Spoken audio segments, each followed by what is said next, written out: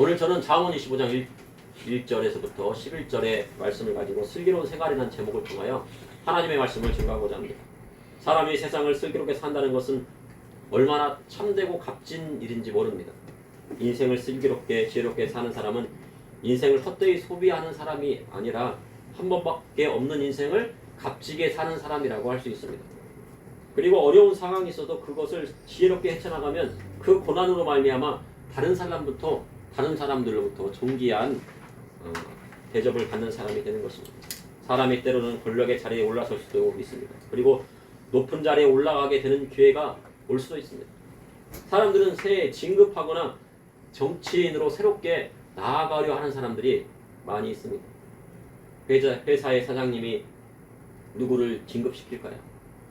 많은 직원 중에서 과장으로 승진시킬 수도 있고, 부장으로 또 승진시킬 수도 있고, 임원으로 또 승진시킬 수도 있습니다. 그래서 누구를 임원시키고 누구를 과장시키고 부장시킬까 고민하게 됩니다. 그럼 대상자 중에 능력 있는 사람을 승진시킬까요? 아니면 충성된 사람을 승진시킬까요? 능력 있는 사람을 승진시킬까요? 충성된 사람을 승진시킬까요? 어떤 사람은 능력 있는 사람을 승진시켜야 한다. 어떤 사람은 충성된 사람을 승진시키자. 근데 그것은요, 사장님 마음입니다. 능력이 있으면서도 사장님 마음에 가장 맞는 사람을 승진시키기 마련입니다. 새해에는 총선이 있다고 합니다. 선거철에 다가오면 뉴스나 모든 매체가 선거에 대한 이슈로 가득합니다. 그리고 각 정당마다 인재를 영입한다고 바쁩니다. 능력이 있으면서도 청렴하고 겸손한 사람을 뽑기 마련입니다. 그러나 세상 정치에서는 때로는 전과자라도 그 당에 부합한 사람이라면 인재로 영입하고 세우는 것이 세상 정치의 현실입니다. 당의 41%가 전과자라도 그 당이 유지되고 국민들이 그 당을 지지해 준다고 합니다. 그러니까 100명 중에서요 41명이 전과자예요. 근데 그거는 누가 얘기한 거냐면 교회 장로님이 얘기하신 말씀이에요. 당의 유력한 자이면서도 장로님이요 100명 중에 41명은 전과자래요. 그러니까 뭐 그 당만 뿐만 아니고 다른 당은 어떻겠습니까? 얼마나 전과자가 많다는 얘기입니까? 정치인들이 전과도 그냥 1범, 2범이 아니고 막 몇 범씩 가는 사람들도 정치한다고 하니 그 정치가 올바른 정치가 될 수 있겠습니까? 우리나라는 발전 계획에 대해 1년을 내다보고 계획을 세우기도 하고 10년을 바라보며 계획을 세우기도 합니다. 많은 사람이 정치와는 무관하게 자기에게 맡겨진 자리에서 열심히 일을 하고 있습니다. 군인들은 어떻게 합니까? 자기에 맡겨진 자리, 저기 뭐 GDP라든가 GOP에 있는 그런 군사분거성에서 일하는 군인들은 어떻게 합니까? 목숨을 걸고며 총을 들고요 나라를 지키는 사람들이 있고, 그리고 또 비행기나 전투기를 막 개발하는 사람들은 세계 최고의 지금 4.5세대 전투기라고 하는데 그런 전투기를 개발하려고, 잠수함을 또 개발하려고 하는 사람도 있을 것입니다.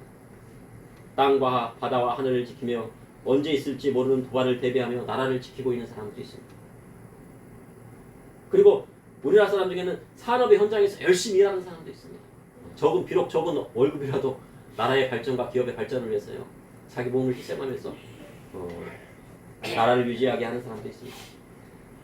그래야 할 때 나는 이 나라 민족의 어떤 존재로 살아가야 하는지 돌이켜 봐야 하는 것입니다.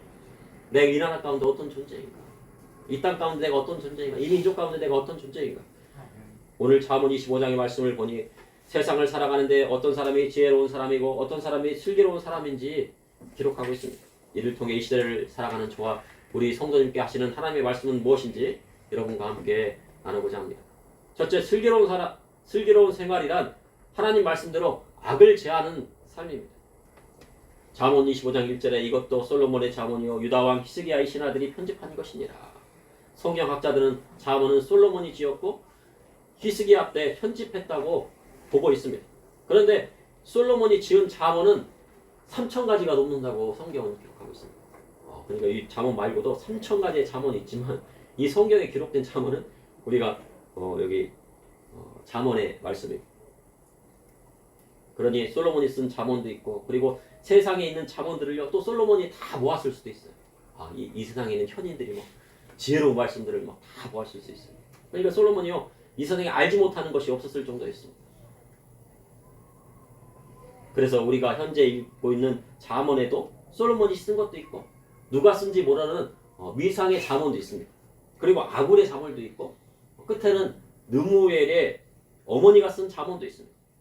느무엘 왕에게 그의 어머니가 한 훈계 말씀도 있습니다. 그런데 오늘 잠언 25장의 말씀은 히스기야 왕 때 왕의 서기관들이 편집했다고 성경은 기록하고 있습니다. 그 많은 잠언 가운데 3,000개이 넘는 잠언 가운데 그 중에서 우리가 믿음의 성도들이 꼭 알아야 될 잠언, 그 잠언을 히스기야 왕 때 왕의 서기관들이 편집한 것입니다. 잠언 25장 2절에 이를 숨기시는 것은 하나님의 영화요 이를 살피시는 것은 왕의 영화이니라. 이를 숨기시는 것은 하나님의 영화요. 하나님은 하시는 일을 숨기실 때가 있습니다. 세상을 살다 보면 사람들이요 하나님이 어디 있어 보여달라고 말합니다. 눈에 보이지도 않는데 도대체 하나님이 어디 계시냐고 묻는 것입니다. 여러분은 하나님을 보셨습니까? 여러분 하나님을 보셨습니까? 하나님은요 눈에 보이시지 않습니다. 하나님은 어떤 분이십니까? 왜 눈에 안 보이십니까? 영적인 분이시기 때문에 눈에 안 보여요. 세상 사람들이 하나님을 보려 하지만 하나님은 그 일을 감추시고 숨기시는 것입니다. 그래서 볼 수가 없습니다. 그래서 사람들은요 하나님을 만나고 싶은 마음에 뭐를 깎아서 우상을 만드는? 돌을 깎아서 우상을 만들어서 그것을 뭐라고 하는 거예요? 하나님이라고. 그리고 해와 달과 별에게 막 핍니다. 햇님, 달님, 별님 막 피려. 이번에 청룡해라고 해갖고 새해를 보면 비는 사람도 있었다고 그래요. 그것을 하나님처럼 생각하게 합니다. 그러나 하나님은 모든 만물 가운데 일하시고 역사하시고 계신 것입니다. 지금도 하나님께서 뭐하고 계시다고요? 일하고 계세요. 세상의 전쟁들이 그냥 일어나는 게 아니에요. 하나님께서 일하고 계시기 때문에. 그러나 하나님은 모든 만물 가운데 일하시고 역사하시고 계십니다. 그러니 사람들의 눈에는 일을 숨기시는 하나님처럼 보이시는 거예요. 하나님이 일하시지 않는 것처럼 보여요. 그러나 일을 숨기시는 하나님은 모든 만물을 주관하시고 모든 인간의 생사화복을 주관하시는 전능하신 하나님이신 것입니다. 아멘. 이사야에서 45장 15절에 구원자 이스라엘을 하나님이여 진실로 주는 스스로 숨어 계시는 하나님이십니다. 이사야가 뭐라고 볼까요? 진실로 하나님은 숨어 계시는 하나님이시랍니다. 세상에 많은 나라와 정치인들이 악을 행하며 하나님이 없다 합니다. 그러니 전과자라도 정치를 하겠다고 나서고요. 하나님을 알지 못하고 거짓을 행하는데도 죄책감이 없는 것입니다. 이는 하나님이 이를 숨기시기 때문입니다. 소돔과 고모라 땅을 심판하시기 위해 주의 사자가 소돔 땅으로 갔습니다. 근데 소돔 땅에는 아브라함의 조카 롯이 있었습니다. 주의 사자가요 소돔으로 가는 길에 잠시 어디에 들렀어요? 아브라함이 거처하고 있는 장막에 들렀어요. 그러더니요 막 아브라함이 주의 사자가 온 것을 보고요 막 진수성찬을 해가지고 막 대접을 합니다. 그리고 아브라함의 장막에 들어가 아브라함에게 뭐라고 합니까? 늙은 사라가 아들이 있겠다. 그랬더니 사라가 배꼽을 잡고 먹었어요.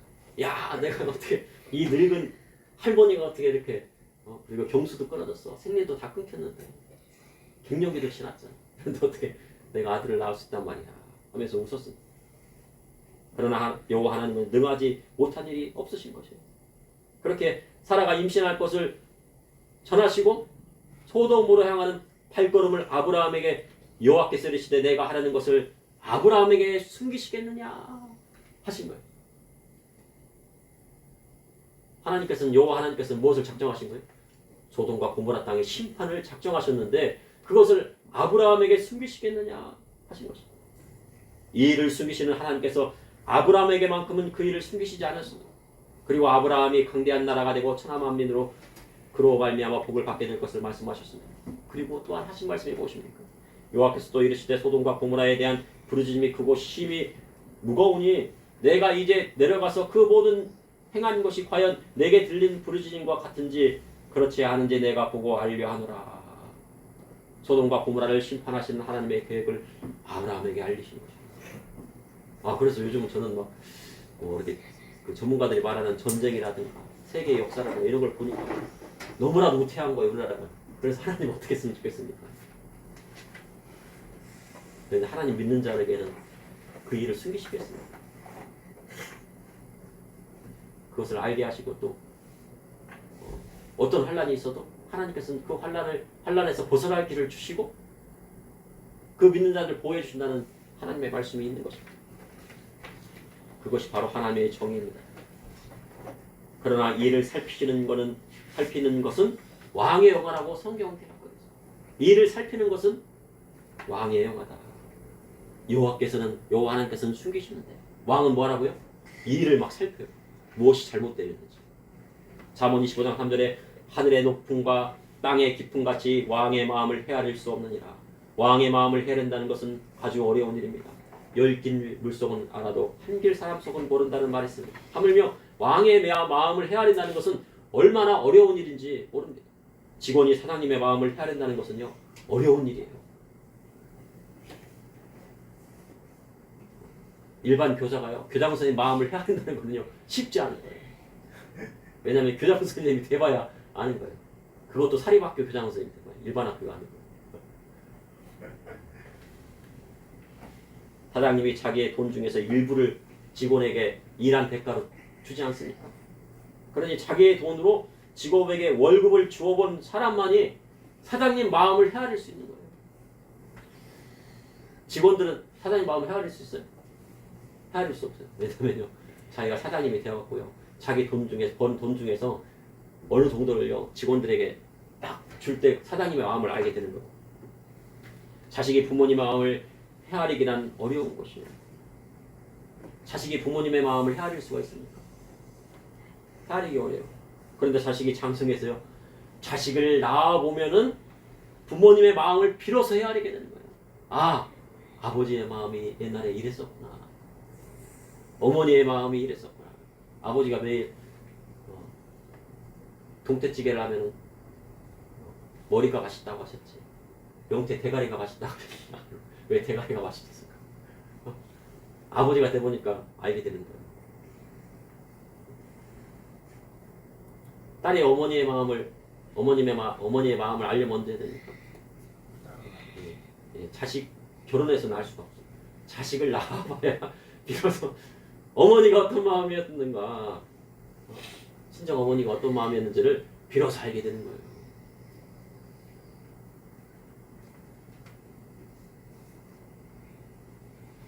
잠언 25장에 이와 같이 깊고 넓은 것이 부모님의 마음이다. 또한 신하가 그 왕의 마음을 헤아린다는 것은요, 그러니까 쉽지 않은 거예요. 잠언 25장 4절에 은에서 찌꺼기를 제하라. 그리하면 장색에 쓸만한 물건이 나올 것이요. 세상은 은이라고 다 쓸만한 값진 은이 아닙니다. 때로는요, 금도금도 있어요. 금도금. 금도금도 있잖아요. 저기 우리 맨노랗잖아. 여기 딱. 저거는요, 진짜 금이 아니에요. 금도금을 한 거죠. 은을 살짝 입힌 거예요. 금도금을. 그건 진짜 은 그릇이 아니잖아요.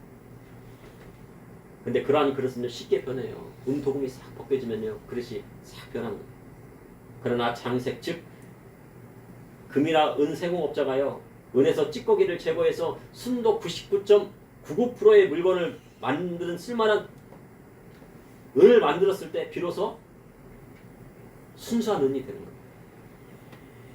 왕의 마음을 헤아려 자신의 찌꺼기를 제하는 사람은 왕 앞에서 존귀한 사람이 되고, 부모님 앞에서 부모님 말씀을 마음에 새기고 나아가는 자식은 세상에서 잘되고, 하나님 앞에서 그분의 말씀대로 나아가는 자마다 땅에서 잘되고 하늘의 복을 받게 되는 것입니다. 잠언 22장 5절에 왕 앞에 악한 자를 제하라. 그리하면 그의 왕위가 위로 말미암아 견고히 서리라. 왕의 주에는요, 간신이 넘쳐나기 바랍니다. 간신이 넘쳐나는 나라마다요, 나라가 쉽게 망하게 되는 것입니다. 왕 앞에 있는 악한 자를 제거하는 자마다 그의 왕위가 위로 말미암아 공교하게 서는 것입니다. 현재 남미에서는요, 범죄와의 전쟁을 선포했대요. 얼마나 깽단이 많은지. 깽단이 뭐 수천 명이 아니고 수만 명인데 뭐 2만 3만 명 이렇게 그러는데 그게 조직적으로 움직인다는 거예요. 그래서 깽단을 소탕하는 작업을 하고 있답니다. 마약과의 전쟁을 선포하고 깽단을 소탕하는 작업을 해요. 그런데 그런 갱단이나 마약 범죄를 막 소탕하는 사람마다, 그런 지도자마다 뭐가 올라가요? 지지도가 막 올라가요. 지도자는 뭐를 제거해야 돼? 경제 살린다고 하지 말고 악을 제하면 되는 거예요. 그런데요, 악을 제하라고 지도자를 딱 세우는데 악을 제하지 못하고 불이라든가 이런 공의롭지 못한 것을 불의한 재판이 막 재판을 심판하지 않으면 어떻게 됩니까? 지도자는 떨어집니다.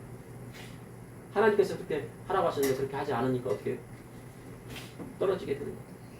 하나님 앞에서 슬기로운 지도자는 악한 것을 제거하고 하나님 말씀대로 나아가는 것입니다. 둘째, 슬기로운 생활이란 주님 말씀대로 대접받는 자리에 나아가지 않는 것입니다. 잠언 25장 6절에 왕 앞에서 스스로 높은 채 말며 대인의 자리에 서지 말라. 이 말씀을 딱 보면은요, 야, 이거 어디서 많이 들은 말씀인데, 근데 예수님 말씀이에요. 신약 성경에 나오는 예수님께서 하신 말씀입니다. 잔치집에 가거든 상석에 앉지 말고요, 어디 앉으라고 했습니까? 말석에 앉으라. 막 자리가 있으면 맨 앞에 서지 말고 상석에 앉지 말고 맨 말석에 앉으라. 상석은 대접받는 자리고 말석은 뭐 하는 자리예요? 심부름하는 자리예요. 아, 누가 숟가락이 부족합니다 그러면은요, 아유 그래요? 직원한테 얘기를 해갖고 종들한테 얘기해갖고 야 숟가락 좀 더 가져가라. 음식이 떨어졌다. 위에서 막 음식이 떨어졌다. 음식이 떨어졌으니까 좀 갖다 주라고 합니다. 많이 음식 빨리 하고. 아니면은 막 종들이 막 게으르면 어떻게 해요? 그 말석에 앉은 사람이 가져가지고 대접해야죠. 심부름하는 자리. 교회에서도요, 대접받는 자리보다는 남을 섬기는 자리가 복이 있는 것입니다. 그러나 높은 사람은 자신의 지위를 생각하고 대접받는 자리에 앉기를 원합니다. 그러한 사람이 바리새인과 서기관이었습니다. 그렇게 대접받는 자리에 익숙한 바리새인과 서기관들은 그리스도의 복음의 말씀을 받아들이지 않았습니다. 그리고 받아들일 마음의 자세도 갖추지 못했습니다. 7절에 이는 사람이 내게 이리로 올라오라고 말하는 것이 내 눈에 보이는 귀인 앞에서 저리로 내려가라는 말하는 것보다 나으니라. 상전에 앉아있다고요. 그보다 높은 사람이 오게 되면 어떻게 합니까? 그 자리를 내어줘야 돼. 그래가지고 어디 가야 돼? 자리는 다 찼으니까 저 끄트머리에 있는 말석에 가야 되는 거예요. 그래서요, 상석에 있다가 말석으로 가게 되면 부끄러움을 면치 못하는 거예요. 아, 사람이 맞아요. 높은 자라더니 야, 제일 말석에 앉아야 돼. 그러나 자신이요 말석에 앉아있다고요. 주인이 왜 이곳에 앉아있느냐 하면요, 상속으로 올리면 그는 존귀한 대접을 받게 되는 것입니다. 직장에서도 마찬가지입니다. 직장생활에서도 능력만 있어도 진급이 어렵다고 합니다. 특히 군대에서는 그것이 더 심하다고 합니다. 대위에서요 소령 가기가 그렇게 어렵대요. 이 꽃 하나 다는 거. 다이아몬드에서 꽃을 다는 거예요. 진급하기가 어렵다고 그래요. 대위에서 소령 진급 못하면 뭐 해야 됩니까? 제대해야 돼요. 옷 벗어야 돼요. 예편해야 하는 경우도 있어요. 그러니까 40대에 이제 옷 벗고 나왔고요. 직장 잡아야 되는데 그렇게 예편한 사람들이 한 60%만 직장을 잡고 40% 직장을 못 잡는다고 그래요. 그러니 군에서 진급하기는 쉬운 것이 아니에요. 특히 별을 다는 것은 더 어렵다고 그래요. 남편이 별이면요 부인도 별이래요. 남편이 별을 다 따랐으면 부인도 별을 하나 다른 것 같다는 거예요. 매일 상사 남편의 집에 가고요. 무엇도 해줘? 김장도 해주고 청소도 해주고 잔치집에 가면 도움도 줘야 되는데 그 별을 달기까지요. 그 부인의 내조와 헌신이 있었는지 많은 사람들이 이야기합니다. 그만큼 사회에서 진급하는 것은 능력이 있어야 하고 같은 능력이라도 주위의 평판이 중요한 것입니다. 그리고 사람들을 통솔할 수 있는 리더십도 필요합니다. 그리하려면 언제나 무슨 자세를 가져야 돼요? 겸손한 마음의 자세가 있어야 하는 것입니다. 능력이 없어서 겸손한 것이 아니라 능력이 차고 넘치지만 겸손까지 한 거예요. 그러한 사람이 이 시대를 이끌어야 할 인재가 되는 것입니다. 그러니까 진짜로요, 별 단 사람들이 그냥 별 단 게 아니에요. 그 별을 달기까지가 얼마나 부인의 내조가 있었는지 모른다는 거죠. 잠언 25장 8절에 너는 서둘러 나가서 다투지 말라. 마침내 내가 이웃에게서 욕을 보게 될 때에 내가 어찌 할 줄을 알지 못할까 두려우니라. 너는 서둘러 나가서 다투지 말라 하셨습니다. 서둘러 나가서 다툰다는 것은 이것저것 따져보지 않고 먼저 나가서 싸운다는 것입니다. 이는 한마디로 싸움닭의 성질을 가지고 있는 사람을 말합니다. 자기의 감정이 상하는 일이 생기면 무조건 가서 싸워보려는 사람이 있습니다. 때로는 운전하다 보면요, 교통법규를 안 지키거나 무리하게 끼어드는 사람이 있어요.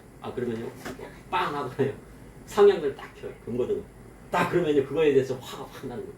앞에 사람. 그러면 어떻게 해요? 한파 붙는데 갑자기 막 운전하다가 차를 막 탁 세워요. 그럼 뒤에 차가 막 그리고 또 막 진로를 막 강해요. 막 경적을 막 올리고 막 상행들 막 하고 따라오고 그런. 앞뒤 따지지 않고요. 감정이 상하여 포구 운전하게 되면요. 얼마나 위험한 일인지 모릅니다. 진행하는 차 앞에서 갑자기 선다거나 진로를 계속 방해하거나 차를 세운다거나 하면요. 결국 난폭 운전으로 해 법의 심판을 받게 돼 있어요. 그러니 서둘러 나가서 다투는 일이 좋지 못한 것이죠. 그럼 운전하다 보면 무엇이 가장 중요하고요? 되도록이면 참는 게 중요합니다. 참자. 남을 배려하는 거. 그래야 사고도 안 나고 싸움도 안 나는 거예요. 근데 그게 쉽지 않아요. 그래갖고요. 목사님들 중에서도요. 운전만 하면은요. 막 그 입에 담지 못할 막 그런 말들을 쏟아내는 분들이 있다고 그러는데 그냥 조용한데 그냥 갑자기 뭐 목사님이 운전만 하면은 막 그냥 그렇게 그래서 그 사람의 성격을 딱 보려면 운전을 시켜봐야 될 수도 있어요. 세상 사람들은 술을 먹여야 한다 하지만 믿음의 사람은 술 먹이는 건 안 되잖아요. 그죠? 그러니까 운전하는 걸 보면요. 그 사람의 성격이 딱 나와요. 마태복음 5장 43절에 44절에 또 내 이웃을 사랑하고 내 원수를 미워하라 하였다는 것을 너희가 들었으나 나는 너에게 이르노니 너희 원수를 사랑하며 너희를 박해하는 자를 위하여 기도하라. 주님은 내 이웃을 사랑할 뿐만 아니라 너희 원수도 사랑하라 하셨습니다. 그리고 너희를 박해하는 자를 위하여 기도하라 하셨습니다. 그리할 때 하늘 아버지의 아들이 된다고 주님 말씀하셨습니다. 그러니까 하나님의 아들, 하나님의 자녀가 되려면 어떻게 됩니까? 겸손한 자예요. 겸손한 자가 돼요. 셋째, 슬기로운 생활은 경우에 합당한 말에서 오는 것입니다. 만약 이웃과 다투는 것을 피할 수 없다면 어떻게 해야 할까요? 그래야 할 때는 자문은요 뭐라고 했어요? 변론을 해야 된다고 기록하고 있어요. 잠잠할 때가 있어요. 근데 막 계속 싸움을 붙여요. 이 사람이 계속 싸움을 붙인다. 그러면요 둘이 막 삿대질하면서 막 싸우는 것이 아니고 변론을 해야 된다. 변론. 변론이란 뭐냐면요 사례를 밝혀 옳은지 그른지를 따지는 거예요. 그러니까 말을 통해서 옳고 그름을 따지는 것입니다. 그런데 변론에는 자신에 대한 것만 해야 돼요. 자신의 옳음을 나타내기 위해서 남의 은밀한 일을 누설하게 되면 도리어 그것을 누설한 사람이 모든 것을 뒤집어 쓰게 돼 있어요. 가정 가운데서 그래요. 때로는 시어머니와 며느리가 얘기를 할 때가 있어요. 근데 또 숨겨야 할 일들이 있어요. 근데 자기의 옳은 것을 드러내기 위해서 어떻게 해요? 남편의 부정을 드러낸다거나 아내의 부정을 드러낸다. 그러면 어떻게 돼? 그로 인하여서요. 그 누설한 사람이 모든 것을 뒤집어 쓰게 되어 있어요. 가정뿐만 아니고 사회에서도 그런 거예요. 자기의 옳고 그름에 대해서만 변론하고 다른 사람의 비밀이라든가 사생활이라든가 나쁜 것들은 들추어낼 필요가 없어요. 다른 사람의 사상이나 잘못된 것을 드러내어 자신을 변론하는 데 사용하면 자신도 그와 같은 사람이 되거나 그보다 더 못한 사람 취급받게 된다는 것입니다. 잠언 15장 10절에 듣는 자가 너를 꾸짖을 터이요 또 내게 대한 악평이 내게서 떠나지 아니할까 두려우니라. 자기가 잘못하는 것이 아닌데 자기의 모든 그 잘못들이 다 자기가 뒤집어 써야 되는 거예요. 그래서 잠언 25장 11절에 경우에 합당한 말은 아로새긴 은쟁반의 금사관이라. 경우란 사리에 받는다는 뜻입니다. 이웃과 다투는 일이 생겨 자신이 변론할 때가 될 때 사리에 받는 말을 하면 아로새긴 은쟁반의 금사과라는 거예요. 은쟁반이 얼마나 막 예쁩니까? 은으로 된 쟁반에다가 거기다가요 사과가 있는데 금으로 된 사과예요.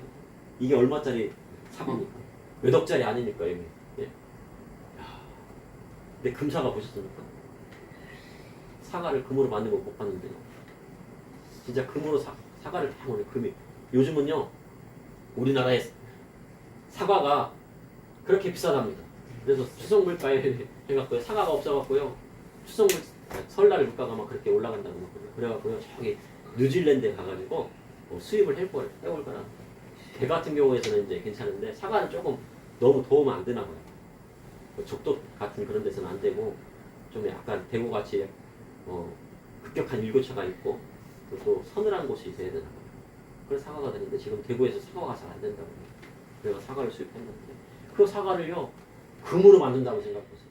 이야, 금이 얼마나 귀합니까? 그러니 얼마나 아름답고 값진 것입니까?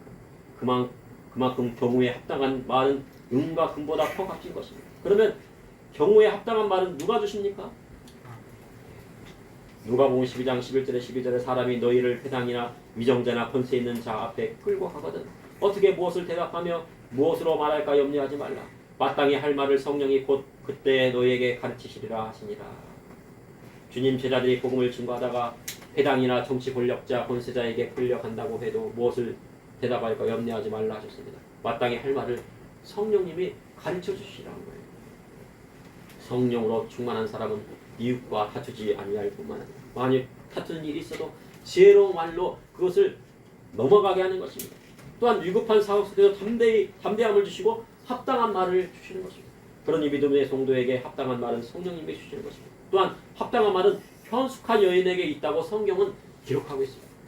잠언 31장을 보면 느무엘의 어머니가 왕에게 훈계한 잠언에서 26절에 잠언 31장 26절에 입을 열어 지혜를 베풀며 그의 혀로 인애의 법을 말하며 현숙한 여는 입을 열어 지혜를 베푼다고 성경은 기록하고 있습니다.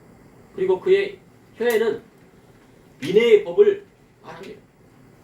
이는 잠언의 말씀 즉 하나님 말씀을 마음에 새기고 지혜로운 말을 하며 자식들에게 인애의 법을 가르치는 거예요. 때로는 어떻게 한 거예요?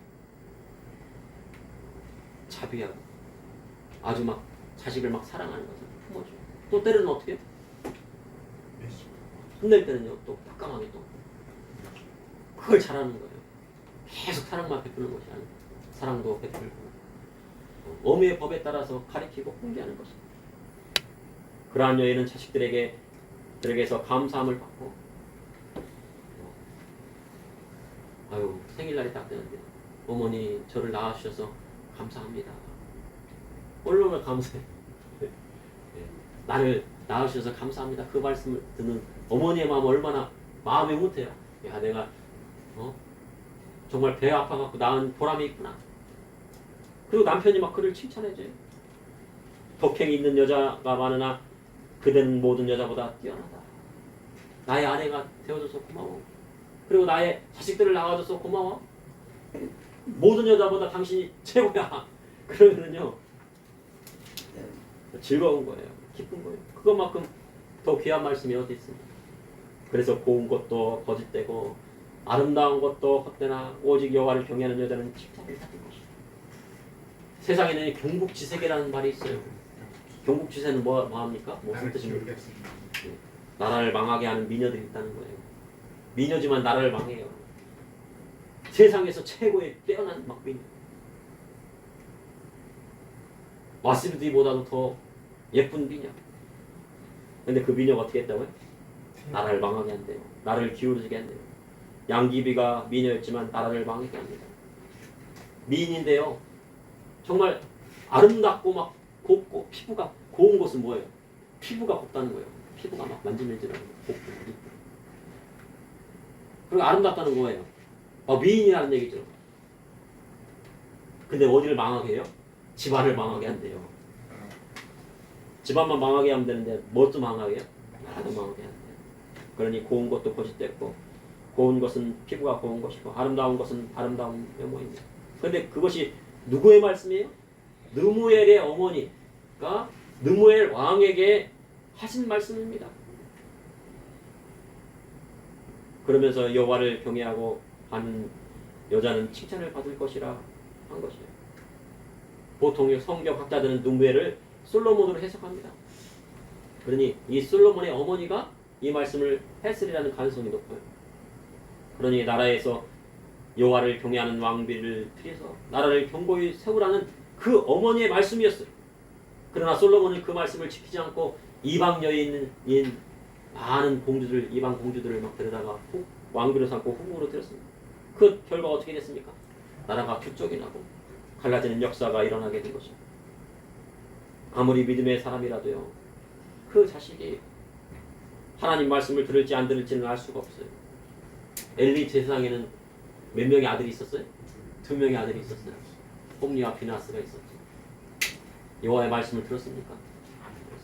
사무엘에게는요, 사무엘이 사사잖아요. 마지막 사사잖아요. 근데 사무엘에 몇 명의 아들이 있었습니까? 2명의 아들이 있었어요. 그 사무엘의 2명의 아들이 뭐를 담당해야 돼요? 사사의 직분을 담당해야 돼요. 사사의 직분을 담당하지 못하니까 어떻게 된 거예요? 이스라엘 백성들이 뭘 원했습니까? 우리에게도 왕을 되어달라 하는 거예요.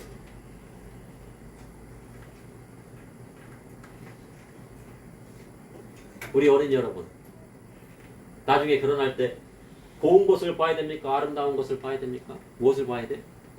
뭔가 고운 것 봐야 돼? 아름다운 것 봐야 돼? 고운 것도 봐야 되고 아름다운 것도 보게 되겠지만 그것보다도 뭐를 봐야 됩니까? 네. 여호와의 말씀, 하나님의 말씀을 지키는 여자를 데리고 와야 되는 거예요. 진주보다 더 귀한 거예요. 아름다운 것도 거짓되고 고운 것도 거짓되는데 여호와를 경외하는 자는 뭘 받는다고요? 여자는 칭찬을 받을 것이다. 진짜 하나님 말씀대로 나아가는 여자를 데리고 와야 돼. 그래야 돼.